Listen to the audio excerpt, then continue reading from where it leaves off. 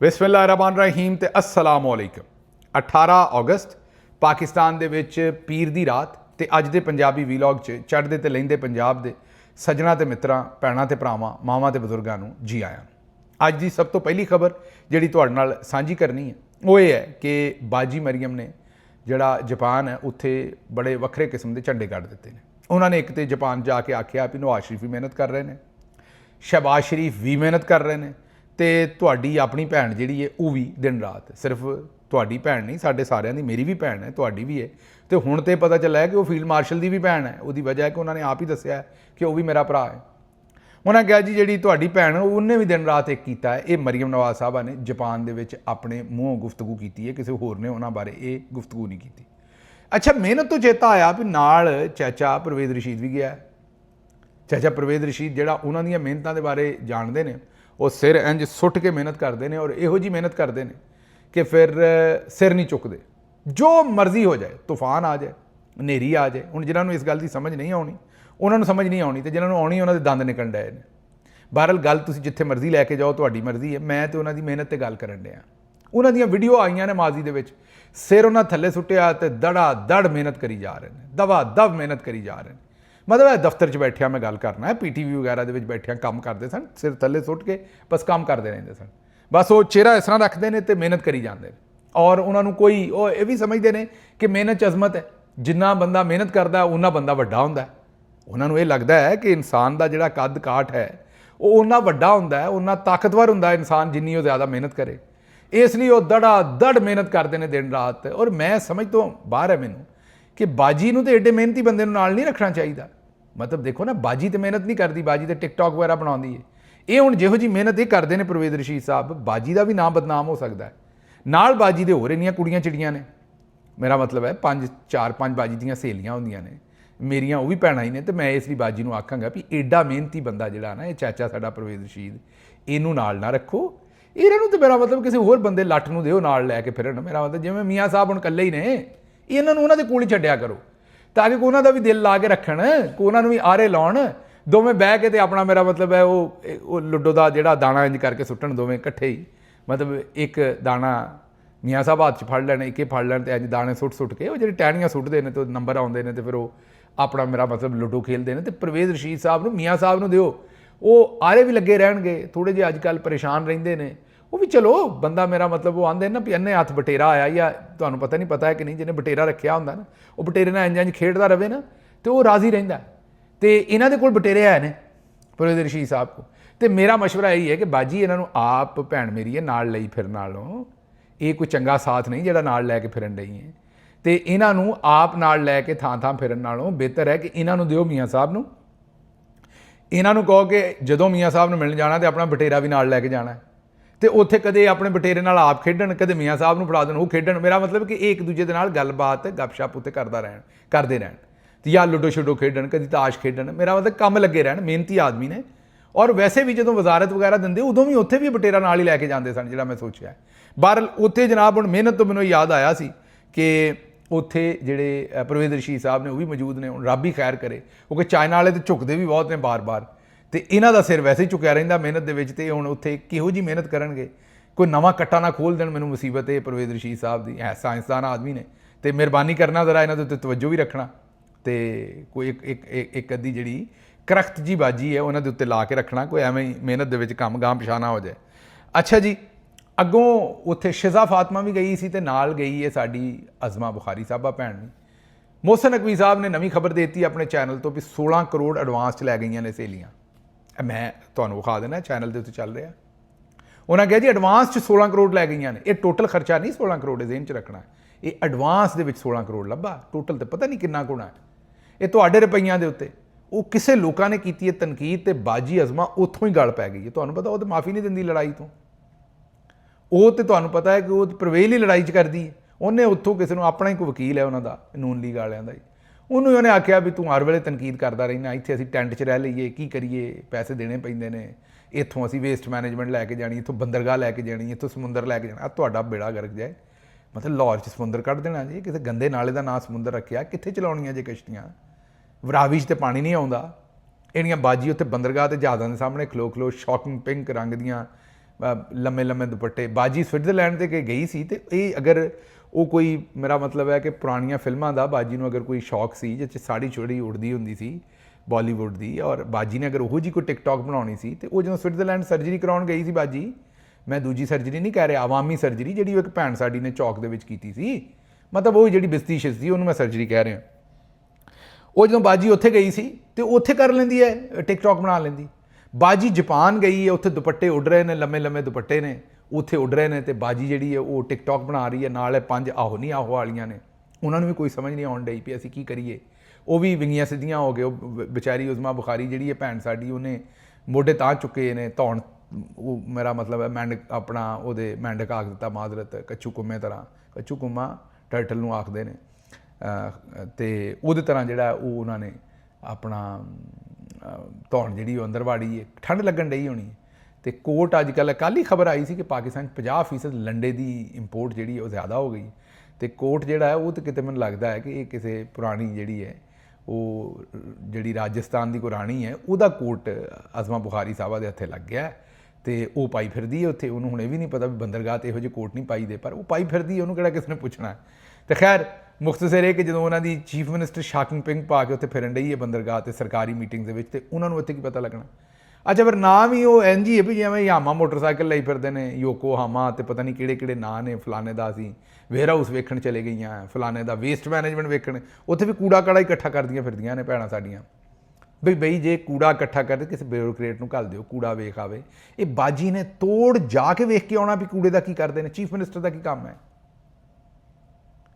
ਮੇਰੀ ਸਮਝ ਤੋਂ ਬਾਹਰ ਹੈ ਕਿ ਇਹ ਉੱਥੇ ਵੇਖ ਕੇ ਬਾਜੀ ਨੂੰ ਕੀ ਸਮਝ ਆਉਣੀ ਹੈ। ਇਹ ਕਿਸੇ ਫਿਲਮ 'ਚ ਵੇਖ ਲੈਂਦੀ, ਇਹੀ ਚੀਜ਼ਾਂ ਨੂੰ ਫਿਲਮ 'ਚ ਵਿਖਾ ਦਿੰਦੇ ਬਾਜੀ ਨੂੰ। ਇੱਥੇ ਐਡੀ ਜੋ ਜੰਜ ਲੈ ਕੇ ਗਈ ਹੈ, ਇੱਕ ਪਾਸੇ ਇੱਕ ਬੰਦਾ ਖਲੋਤਾ ਜਾਪਾਨ ਵਾਲਿਆਂ ਦਾ, ਇੱਧਰ ਬਾਜੀ ਨੇ ਆਪਣੀ ਪੂਰੀ ਲਾਈਨ ਲਾਈ ਹੈ, ਵੱਡੇ ਜਹਾਜ਼ 'ਚ ਲੈ ਕੇ ਗਈ ਹੈ। ਉੱਥੇ ਉਹ ਤਕਰੀਰਾਂ ਕਰਦੀ ਹੈ, ਵਿਚਾਰੇ ਅੱਗੇ 40-50 ਬੰਦੇ ਪਟਵਾਰੀ ਖੜੇ ਕੀਤੇ ਨੇ। ਉਦੋਂ ਬਹੁਤੇ PTI ਵਾਲੇ ਬਾਹਰ ਖਲੋਤੇ ਇਹਤਜਾਜ ਕਰ ਰਹੇ ਸਨ, ਉਹਨਾਂ ਭਰਪੂਰ ਇਹਤਜਾਜ ਕੀਤਾ ਉਸੇ ਹੋਟਲ ਦੇ ਸਾਹਮਣੇ। ਵਿਚਾਰੇ ਐਂਬੈਸਡਰ ਸਾਹਿਬ ਜਿਹੜੇ ਉਹ ਮਿੰਨਤ ਤਰਲਾ ਕਰਦੇ ਰਹੇ ਨੇ ਉੱਥੇ ਜਿਹੜੇ ਨੇ, ਉਹਨਾਂ ਨੂੰ ਵੀ ਹੁਣ ਸਮਝ ਨਹੀਂ ਵੀ ਅੱਜ ਕੱਲ੍ਹ ਫੀਲਡ ਮਾਰਸ਼ਲ ਇਹਨਾਂ ਦੇ ਨਾਲ ਹੈ ਜਾਂ ਖਿਲਾਫ ਹੈ। ਉਹਨਾਂ ਨੇ ਵੀ ਸਾਰੀ ਜਿਹੜੀ ਪ੍ਰੋਟੋਕੋਲ ਹੈ ਉਹ ਹੀ ਦਿੱਤਾ ਹੈ ਜਿਹੜਾ ਫੀਲਡ ਮਾਰਸ਼ਲ ਨਾਲ ਹੀ ਹੋਵੇ, ਸਮਝ ਰਹੇ ਹੋ ਨਾ। ਉਹਨਾਂ ਨੇ ਨਹੀਂ ਸਮਝ ਕੇ ਫੀਲਡ ਮਾਰਸ਼ਲ ਇਹਨਾਂ ਦੇ ਅੱਜ ਕੱਲ੍ਹ ਨਾਲ ਹੈ ਕਿ ਨਹੀਂ ਹੈ। ਬਹਰਹਾਲ ਉਹਨਾਂ ਲੋਕਾਂ ਦੀ ਮਿੰਨਤ ਤਰਲਾ ਬਾਹਰ ਕੀਤਾ, ਯਾਰ ਇੱਥੇ ਇਤਜਾਜ ਨਾ ਕਰੋ, ਇਹ ਕਰੋ, ਆਪ ਖਲੋਤੇ ਰਹੇ ਨੇ ਵਿਚਾਰੇ। ਚਲੋ ਕਦੇ ਹਕੂਮਤਾਂ ਬਦਲੀਆਂ, ਇਹਨਾਂ ਕੋਲੋਂ ਪੁੱਛਾਂਗੇ ਉਸ ਵੇਲੇ ਅਗਰ ਸਰਵਿਸ 'ਚ ਹੋਏ ਵੀ ਐਡੀ ਕਿਹੜੀ ਉੱਥੇ ਤੁਹਾਡੀ ਬਾਂਹ ਵੇਲਣੇ ਚਾਹੀਦੀ ਸੀ ਜਿਹੜੀ ਤੁਹਾਨੂੰ ਇਹ ਸਾਰਾ ਕੁਝ ਕਰਨਾ ਪਿਆ। ਬਹਰਹਾਲ ਬਾਜੀ ਸਾਹਿਬਾ ਜਿਹੜੇ ਨੇ ਉਹਨਾਂ ਨੇ ਜਨਾਬ ਉੱਥੇ ਭਰਪੂਰ ਇਸ ਵੇਲੇ ਆਪਣਾ ਜਿਹੜਾ ਰੰਗ ਭਰਿਆ ਹੋਇਆ, ਹਰ ਪਾਸੇ ਉਹ ਲੈ ਕੇ 13-14 ਜਿਹੜੇ ਨੇ ਉਹ ਨਾਲ ਬੰਦੇ ਲੈ ਕੇ, ਤੇ ਬਾਜੀ ਵੈਸੇ 40-50-60 ਗਈ, ਬਾਕੀ ਰੇਲੂ ਕੱਟੇ ਨੇ ਉਹਨਾਂ ਨੂੰ ਹੋਟਲਾਂ 'ਚ ਛੱਡ ਜਾਂਦੀ ਹੈ। ਇਹ 13-14 ਜਿਹੜੇ ਨੇ ਉਹ ਨਾਲ ਲੈ ਕੇ ਜਾਂਦੀ। ਅੱਛਾ, ਬਾਜੀ ਨੇ ਉੱਥੇ ਜਿਹੜੀ ਤਕਰੀਰ ਕੀਤੀ ਹੈ ਉਹ ਤਕਰੀਰ ਇੱਕ 'ਚ ਪਾਕ ਫੌਜ ਜ਼ਿੰਦਾਬਾਦ ਦੇ ਨਾਅਰੇ ਲੱਗੇ ਨੇ। ਅੱਛਾ, ਸ਼ੁਕਰ ਹੈ ਫੌਜ ਤੇ ਜ਼ਿੰਦਾਬਾਦ ਦੇ ਨਾਅਰੇ ਲੱਗਣੇ ਚਾਹੀਦੇ ਨੇ। ਅਸੀਂ ਤੇ ਜਰਨੈਲਾਂ ਤੇ ਹੀ ਜਿਹੜੇ ਫੀਲਡ ਮਾਰਸ਼ਲ ਆਸਿਮ ਮੁਨੀਰ ਤੇ ਦੂਜੇ ਸਾਥੀ ਨੇ ਉਹਨਾਂ ਨੂੰ ਤਨਕੀਦ ਕਰਦੇ। ਫੌਜ ਤੇ ਸਾਡੀ ਹੈ ਜ਼ਾਹਿਰ ਹੈ, ਲੇਕਿਨ ਚੰਗਾ ਬਾਜੀ ਦੇ ਵੀ ਜਿਹੜੇ ਜਲਸੇ ਨੇ ਉਹਨਾਂ ਦੇ ਵਿੱਚ ਪਾਕ ਫੌਜ ਜ਼ਿੰਦਾਬਾਦ ਦੇ ਨਾਅਰੇ ਲੱਗੇ ਨੇ। ਪਹਿਲਾਂ ਤਾਂ ਜਿਹੜੇ ਬਾਜੇ ਦੀਆਂ ਜਲਸੀਆਂ ਸਨ ਉਹਨਾਂ ਦੇ ਵਿੱਚ ਇਹ ਜੋ ਦਹਿਸ਼ਤਗਰਦੀ ਇਸਕੇ ਪਿੱਛੇ ਵਰਦੀ ਹੈ ਦੇ ਨਾਅਰੇ ਲੱਗਦੇ ਸਨ, ਚੇਤਾ ਹੈ ਨਾ। ਤੇ ਬਾਜੀ ਅੱਗੋਂ ਬੜਾ ਪੱਕਾ ਮੂੰਹ ਬਣਾ ਕੇ ਸ਼ੁਕਰੀਆ ਕਰਦੀ ਸੀ। ਚਲੋ ਸ਼ੁਕਰ ਹੈ ਚੇਤਾ ਆਇਆ ਇਹਨਾਂ ਨੂੰ ਪਾਕ ਫੌਜ ਜ਼ਿੰਦਾਬਾਦ ਦੇ ਨਾਅਰੇ ਲਾਉਣ ਤੇ ਵੀ। ਅੱਛਾ ਜੀ, ਫਿਰ ਉੱਥੇ ਇੱਕ ਬੰਦੇ ਨੇ ਸਵਾਲ ਪੁੱਛਿਆ ਬਾਜੀ ਦੇ ਕੋਲੋਂ ਕਿ ਇਹ ਜਿਹੜਾ ਕਬਜ਼ਾ ਗਰੁੱਪ ਹੈ, ਇਹਦਾ ਸੁਣ ਲਓ ਕੀ ਸਵਾਲ ਪੁੱਛਿਆ। मैडम, ये जो कब्जा ग्रुप का है, मैं बैठे मैं आपको बताती हूँ, मेरे पास है आपका, मुझे पता है आपकी शिकायत मेरे पास नोटेड है और मैं आपको बताऊंगी कि मैं उसके लिए क्या कर रही हूँ। बात शरीफ को भी पता, उनको भी बात जी करते हो ना बात। ਸੁਣ ਲਿਆ ਜੀ, ਬਾਜੀ ਨੇ ਉਹਨੂੰ ਗੱਲ ਕਰਨ ਹੀ ਨਹੀਂ ਦਿੱਤੀ। ਅਜੇ ਉਹਨੇ ਸ਼ੁਰੂ ਕੀਤੀ ਕਿ ਇਹ ਜਿਹੜਾ ਕਬਜ਼ਾ ਗਰੁੱਪ ਹੈ, ਬਾਜੀ ਨੇ ਕਿਹਾ ਮੈਨੂੰ ਪਤਾ ਬਹਿ ਜਾ ਤੂੰ, ਬਹਿ ਜਾ। ਬਾਜੀ ਨੂੰ ਪਤਾ ਲੱਗ ਗਿਆ ਤੇ ਸਾਡੇ ਬਾਰੇ ਗੱਲ ਸ਼ੁਰੂ ਕਰ ਦਿੱਤੀ ਹੈ। ਆਪ ਹੀ ਤੇ ਕਬਜ਼ਾ ਗਰੁੱਪ ਨੇ। ਇਹਨਾਂ ਤੋਂ ਵੱਡਾ ਕਬਜ਼ਾ ਗਰੁੱਪ ਕਿਹੜਾ ਜਿਹੜਾ 8 ਫਰਵਰੀ ਦਾ ਇਲੈਕਸ਼ਨ ਚੋਰੀ ਕਰਕੇ ਬੈਠੇ ਨੇ। ਬਾਜੀ ਨੂੰ ਪਤਾ ਸੀ ਕਿ ਇਹ ਕਿਸੇ ਦੀ ਧੋਤੀ ਖੋਲਣ ਲੱਗਾ, ਕਿਸੇ ਸਾਡੇ ਲੱਗਦੇ ਲੈਂਦੇ ਦੀ, ਇਹਦੇ ਇੱਥੇ ਕੰਮ ਖਰਾਬ ਹੋ ਜਾਣਾ। ਬਾਜੀ ਨੇ ਉਹਨੂੰ ਉੱਥੇ ਆ ਗਿਆ ਵੀ ਟਕਿਆ ਰਿਹਾ ਮੈਨੂੰ ਪਤਾ ਹੈ। ਉਹਨੇ ਕਿਹਾ ਪਤਾ ਤਾਂ ਸ਼ਬਾਜ਼ ਸ਼ਰੀਫ ਨੂੰ ਵੀ ਹੈ, ਪਰ ਤੁਸੀਂ ਮੇਰੀ ਗੱਲ ਸੁਣੋ। ਬਾਜੀ ਨੇ ਕਿਹਾ ਨਾ ਮੈਨੂੰ ਪਤਾ ਹੈ। ਬਾਜੀ ਨੇ ਪੈਰਾਂ ਤੇ ਪਾਣੀ ਨਹੀਂ ਪੈਣ ਦਿੱਤਾ, ਬੜੇ ਪੱਕੇ ਮੂੰਹ ਨਾਲ ਝੂਠ ਮਾਰ ਕੇ ਬਾਜੀ ਜਿਹੜੀ ਹੈ ਉਹ ਅਗਲੇ ਪਾਸੇ ਨਿਕਲ ਗਈ। ਅੱਛਾ ਜੀ, ਅੱਗੋਂ ਬ੍ਰੇਕਾਂ ਫੇਲ ਹੋਈਆਂ ਨੇ ਸਾਡੇ ਮੁਹਤਰਮ ਸੁਹੇਲ ਵੜਾਜ ਸਾਹਿਬ ਦੀਆਂ। ਉਹਨਾਂ ਨੂੰ ਆਪ ਨਹੀਂ ਸਮਝ ਆਉਣ ਡਈ ਵੀ ਉਹਨਾਂ ਨੇ ਕਰਨਾ ਕੀ ਹੈ। ਉਹਨਾਂ ਨੇ ਹੁਣ ਜਿਹੜਾ ਕਾਲਮ ਪਹਿਲੇ ਤੇ ਲਿਖ ਬੈਠੇ ਸਨ, ਉੱਥੇ ਉਹਨਾਂ ਦੀ ਫਿਰ ਜਿਹੜੀ, ਮੈਂ ਹੁਣ ਮਾਜ਼ਰਤ ਸੁਹੇਲ ਵੜਾਜ ਸਾਹਿਬ ਵੱਡੇ ਹੋ ਤੁਸੀਂ, ਤੁਹਾਡੇ ਤੋਂ ਮਾਜ਼ਰਤ, ਲੇਕਿਨ ਜਿਹੜੀ ਛਿੱਤਰ ਪਰੇਡ ਉਹਨਾਂ ਦੀ ਸੋਸ਼ਲ ਮੀਡੀਆ ਤੇ ਹੋਈ ਹੈ ਉਹ ਹੀ ਫਿਜ਼ਾ ਅਲੀ ਨੇ ਜਿਵੇਂ ਕਿਹਾ ਸੀ ਨਾ ਵੀ ਤੁਸੀਂ ਕਿਸੇ ਹੋਰ ਮੁਲਕ ਦੇ ਵਿੱਚ ਹੁੰਦੇ ਤੇ ਤੁਸੀਂ ਜਨਾਬ ਉੱਥੇ ਬਾਥਰੂਮ ਸਾਫ਼ ਕਰਦੇ, ਗੰਦ ਸਾਫ਼ ਕਰਦੇ। ਉਹਨਾਂ ਕਿਹਾ ਗੰਦ ਸਾਫ਼ ਕਰਨਾ ਤੇ ਅੱਛਾ ਕੰਮ ਹੈ। ਉਹ ਚਲੋ ਇੱਥੋਂ ਤੱਕ ਹੀ ਰਹਿੰਦਾ, ਲੇਕਿਨ ਉਹਨਾਂ ਸਾਬਤ ਕੀਤਾ ਵੀ ਉਹ ਗੰਦ ਸਿਰਫ ਸਾਫ਼ ਨਹੀਂ ਕਰਦੇ, ਗੰਦ ਪਾਉਂਦੇ ਵੀ ਨੇ। ਉਹ ਜਿਹੜੇ ਕਾਲਮ ਉਹਨਾਂ ਲਿਖੇ ਨੇ, ਜਿਹੜੇ ਉਹਦੇ 'ਚ ਉਹਨਾਂ ਗੰਦ ਪਾ ਛੱਡੇ ਨੇ, ਮਾਫੀਆਂ ਮੰਗ, ਬਜਾਏ ਇਸ ਦੇ ਕਿ ਉਹ ਇੱਕ ਸਾਫੀ ਹੋਣ ਦੇ ਨਾਤੇ ਕਹਿੰਦੇ ਕਿ ਇਮਰਾਨ ਖਾਨ ਨੂੰ ਫ੍ਰੀ ਟਰਾਇਲ ਦਿਓ। ਇਮਰਾਨ ਖਾਨ ਨੇ ਅਗਰ ਕੋਈ ਜੁਰਮ ਕੀਤਾ ਬਿਲਕੁਲ ਸਜ਼ਾ ਦਿਓ, ਫ੍ਰੀ ਟਰਾਇਲ ਦਿਓ, ਇਮਾਨਦਾਰੀ ਨਾਲ ਅਦਾਲਤ 'ਚ ਉਹਨਾਂ ਦਾ ਫੈਸਲਾ ਕਰੋ, ਔਰ ਅਗਰ ਉਹ ਬੇਗੁਨਾਹ ਤੇ ਉਹਨੂੰ ਜੇਲ੍ਹ 'ਚੋਂ ਕੱਢੋ। ਇਹ ਕਰਨ ਦੀ ਬਜਾਏ ਉਹ ਟਾਊਟਗਿਰੀ ਕਰ ਰਹੇ ਨੇ ਕਿ ਮਾਫੀ ਮੰਗ ਲੈ, ਮਾਫੀ ਮੰਗ ਲੈ, ਮਾਫੀ ਮੰਗਣਾ ਚੰਗੀ ਹੈ, ਮਾਫੀ ਮੰਗ ਲਓਗੇ ਤੇ ਫਰਿਸ਼ਤਾ ਬਣਾ ਦੇਾਂਗੇ, ਵਰਨਾ ਸ਼ੈਤਾਨ ਬਣਾ ਦੇਂਗੇ, ਮਤਲਬ, ਔਰ ਕਤਲ ਦੀਆਂ ਧਮਕੀਆਂ ਵੀ ਦੇ ਰਹੇ ਨੇ। ਆਹੋ, ਇਮਰਾਨ ਖਾਨ ਨੂੰ ਫੀਲਡ ਮਾਰਸ਼ਲ ਦੇ ਬਿਹਾਫ ਦੇ ਉੱਤੇ ਕਿ ਅਗਰ ਤੁਸੀਂ ਸਾਡੀ ਗੱਲ ਨਾ ਮੰਨੀ ਤਾਂ ਤੁਹਾਨੂੰ ਕਤਲ ਕਰ ਦਿਆਂਗੇ, ਕਤਲ ਦੀਆਂ ਧਮਕੀਆਂ ਵੀ ਦੇ ਰਹੇ ਨੇ। ਹੁਣ ਮੈਨੂੰ ਆਪ ਦੱਸੋ ਵੀ ਐਸੀ ਸੂਰਤ ਹਾਲ ਦੇ ਵਿੱਚ ਇਹ ਸਾਰਾ ਲੋਕਾਂ ਨੇ ਤਾਂ ਫਿਰ ਜਿਹੜਾ ਉਹ ਤਬਾਹੀ ਕਰਨੀ ਸੀ, ਲੋਕਾਂ ਨੇ ਤਾਂ ਗਾਲਮੰਦਾ ਕਰਨਾ ਹੀ ਸੀ। ਉਸ ਤੋਂ ਪਹਿਲੇ ਇਹ ਕੋਈ ਨਵਾਂ ਕੰਮ ਇਹਨਾਂ ਨੇ ਕੀਤਾ ਫੀਲਡ ਮਾਰਸ਼ਲ ਦੇ ਜਿਹੜੇ ਕਲਾਬੇ ਮਿਲਾਉਂਦੇ ਨੇ। ਇਸ ਤੋਂ ਪਹਿਲੇ ਵੇਖੋ ਤਾਂ ਜਨਰਲ ਫੈਜ਼ ਦੇ ਵੀ ਇਸ ਤਰ੍ਹਾਂ ਹੀ ਮਿਲਾਉਂਦੇ ਸਨ, ਜਨਰਲ ਬਾਜਵਾ ਦੇ ਵੀ ਇਸ ਤਰ੍ਹਾਂ ਹੀ ਮਿਲਾਉਂਦੇ ਸਨ, ਫਿਰ ਉਸ ਤੋਂ ਪਹਿਲੇ ਨਵਾਜ਼ ਸ਼ਰੀਫ ਦੇ ਵੀ ਇਸੇ ਤਰ੍ਹਾਂ ਮਿਲਾਉਂਦੇ ਸਨ। ਉਸ ਵੇਲੇ ਕਹਿੰਦੇ ਸਨ ਕਿ ਉਹਨੇ ਜੇਲ੍ਹ ਦੇ ਅੰਦਰ ਮੁਦਾਫਾਨਾ ਮਜ਼ਾਮਤ ਸ਼ੁਰੂ ਕਰ ਰੱਖੀ ਹੈ, ਉਹ ਹਰਫੇ ਸ਼ਿਕਾਇਤ ਜ਼ਬਾਨ 'ਤੇ ਨਹੀਂ ਲਿਆਉਂਦਾ, ਬਿਮਾਰੀਆਂ ਦਾ ਇਲਾਜ ਕਰਵਾਉਣ ਨੂੰ ਵੀ ਤਿਆਰ ਨਹੀਂ, ਹਸਪਤਾਲ ਸ਼ਿਫਟ ਹੋਣ ਨੂੰ ਵੀ ਤਿਆਰ ਨਹੀਂ, ਹਕੂਮਤ ਕੀ ਮਰਜ਼ੀ ਕੀ ਡੀਲ ਕਰਨ ਨੂੰ ਵੀ ਉਹ ਤਿਆਰ ਨਹੀਂ। ਹਮੇਸ਼ਾ ਤੋਂ ਉਹ ਜ਼ਿੱਦੀ ਸੀ, ਹੁਣ ਵੀ ਜ਼ਿੱਦੀ ਹੈ। ਉਹ ਖਾਮੋਸ਼ ਤੇ ਹੋ ਗਿਆ ਮਗਰ ਆਪਣਾ ਮੌਕਫ ਬਦਲਣ ਨੂੰ ਤਿਆਰ ਨਹੀਂ ਹੈ। ਉਹ ਜਾਰੀਅਤ ਨਹੀਂ ਕਰ ਰਿਹਾ ਮਗਰ ਉਹ ਸਰੈਂਡਰ ਵੀ ਨਹੀਂ ਕਰ ਰਿਹਾ।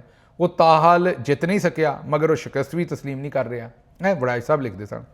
ਇੰਜ ਲੱਗਦਾ ਹੈ ਕਿ ਉਹ ਆਪਣੀ ਤਕਦੀਰ ਤੇ ਸ਼ਾਕਰ ਹੈ ਤੇ ਬਾਰ-ਬਾਰ ਅਸਮਾਨ ਦੀ ਤਰਫ ਵੇਖ ਕੇ ਤਵੱਕੋ ਕਰਦਾ ਹੈ ਕਿ ਤਾਰੀਖ ਦਾ ਪਹੀਆ ਕਦੋਂ ਆਪਣਾ ਚੱਕਰ ਪੂਰਾ ਕਰੇਗਾ। ਸੁਹੇਲ ਵੜਾਇਚ ਨੇ 2019 'ਚ ਕਾਲਮ ਲਿਖਿਆ, ਜਿਸ ਤੋਂ ਫੌਰਨ ਬਾਅਦ ਨਵਾਜ਼ ਸ਼ਰੀਫ ਸਾਹਿਬ ਦੇ ਪਲੇਟਲੇਟਸ ਘਟੇ ਤੇ ਉਹ ਅੱਡੀਆਂ ਨੂੰ ਥੁੱਕ ਲਾ ਕੇ ਤੇ ਲੰਦਨ ਭੱਜ ਗਏ। ਤੇ ਇਹ ਕਾਲਮ ਦੇ ਵਿੱਚ ਉਹਨਾਂ ਨੂੰ ਚੇ ਗਵਾਰਾ ਬਣਾਈ ਬੈਠਾ ਸੀ ਭਰਾ ਸਾਡਾ ਕਿ ਉਹਨੇ ਮਜ਼ਾਮਤ ਦਾ ਫੈਸਲਾ ਕਰ ਲਿਆ ਤੇ ਉਹਨੇ ਇਹ ਕਰ ਲਿਆ ਤੇ ਉਹ ਚੁੱਪ ਹੋ ਗਿਆ ਤੇ ਇਲਾਜ ਨਹੀਂ ਕਰਾ ਰਿਹਾ ਤੇ ਸਰੈਂਡਰ ਨਹੀਂ ਕਰ ਰਿਹਾ।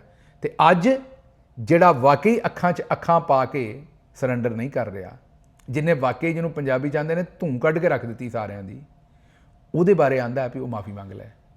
ਬੜੇ ਵੱਡੀ ਮੁਨਾਫਕਤ ਹੈ। ਵੈਸੇ ਹੈ ਜਨਾਬ ਦਾ ਖਿਲਾਰ ਤੇ ਵਾਕਈ ਬਹੁਤ ਵੱਡਾ ਹੈ, ਲੇਕਿਨ ਅੰਦਰ ਮੈਂ ਹਿਸਾਬ ਲਾਇਆ ਵੀ ਦਿਮਾਗ ਘੱਟ ਹੀ ਹੈ, ਗਾਂਧੀ ਹੈ ਜ਼ਿਆਦਾ, ਮਾਜ਼ਰਤ ਬਹੁਤ ਜ਼ਿਆਦਾ।